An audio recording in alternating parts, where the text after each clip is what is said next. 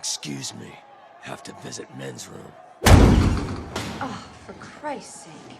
If you like Titans of Cult, up next, Russ and I are going to talk about Watchmen. I don't like Titans of Cult. I don't like Watchmen.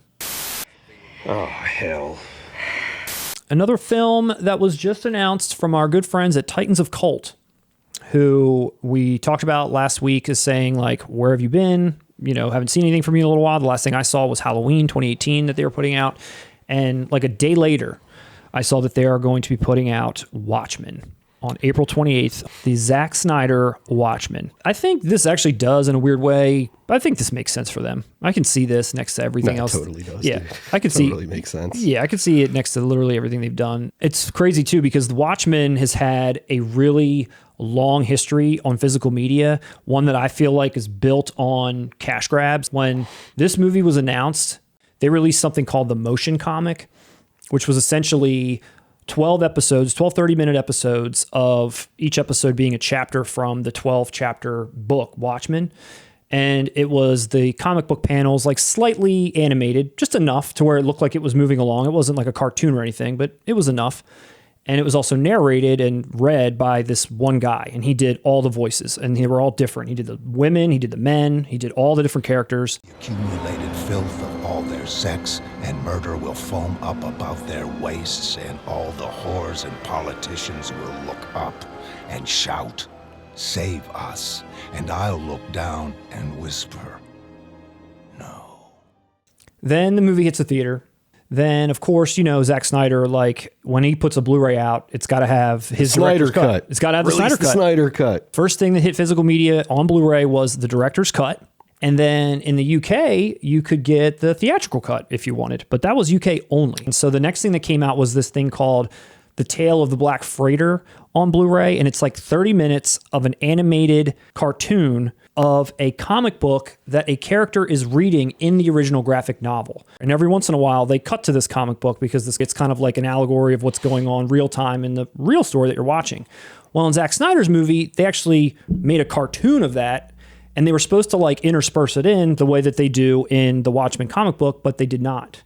The people that they were trying to attract with this title, they're the people who are going to tear it apart if it is not faithful to a fault. And when I watched this movie, I've never read the book.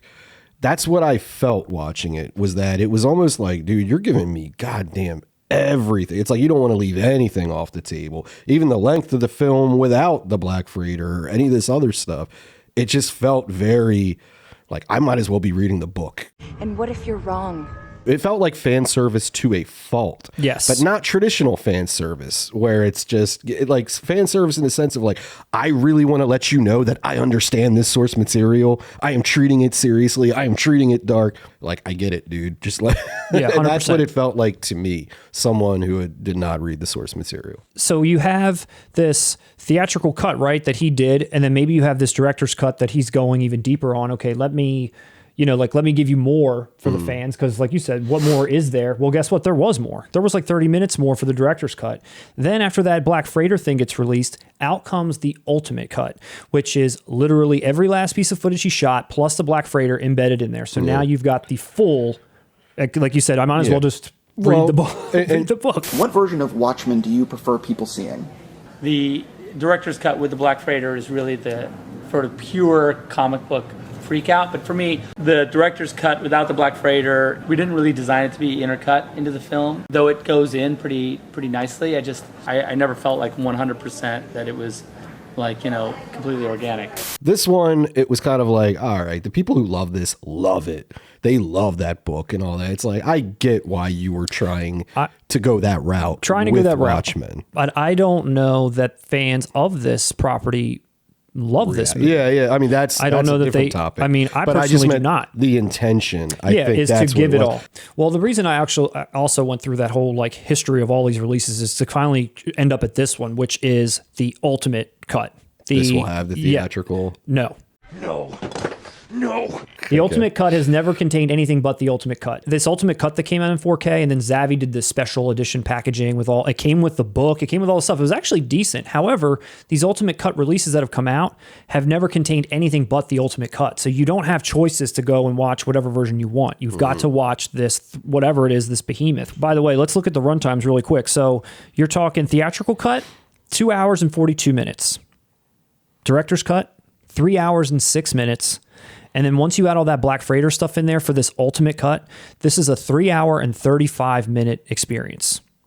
Looking at this, it looks pretty much what I would expect for them to do at this point. I mean, it might... Looks kind of chintzy for what this title is. It looks like X-Men or something. It does. Like, I think the box, this plastic case, looks okay for what they're normally doing, but the steelbook itself, I don't like at all. I think that looks... There's so many better images from this story and this comic book that you could... Just put a big blue dong on there and call it a day.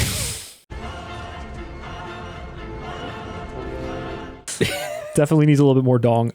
It looks like if you close up on this thing, it's got like lines on the pictures. I don't know if that means it's like one of those lenticular jobs, like when you kind of, move it, it changes, the picture changes, because this is the scene where he transforms into Dr. Manhattan. You also get the Dr. Manhattan pin, and then you get these Rorschach cards in an envelope. I don't really think that matters too much here. As a concept and a property, I think it's fantastic. I think Watchmen is awesome. And just going back to that motion comic that I was, mentioning about before, I'd never heard of Watchmen before. I didn't even know what it was. And then when this all this movie was coming out, I saw that they were releasing this thing that was just like a cartoon version of it. I was like, all right, well, I'll check out like an episode of it just to see what it's like, just to see what it is. Dude, it gripped me from like that first episode. I crushed all 12 of those episodes across a day and a half. Like I just watched them all. I was so interested and pulled into that world. It's violent. It's not what you...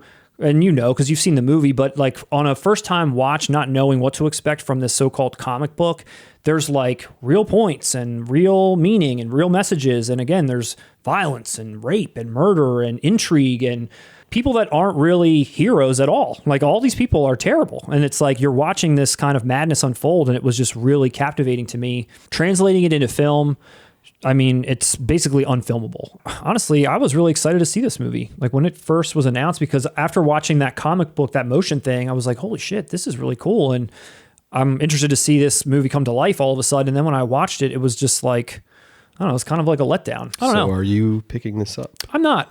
You sound bitter. I cannot highly recommend enough the TV show. That TV show hasn't been released in 4K. It's only been released in Blu-ray. And once it's announced and released in 4K, I will pick up that show. It is everything that this movie could have, should have been, honestly, as far as nailing the tone of what the comic book felt like when I read it and then therefore sort of watched it on this motion version. Like when I watched this show, it's like, this is what that world should feel like. Because Watchmen's very political. There's a lot that's going on, what it's trying to say.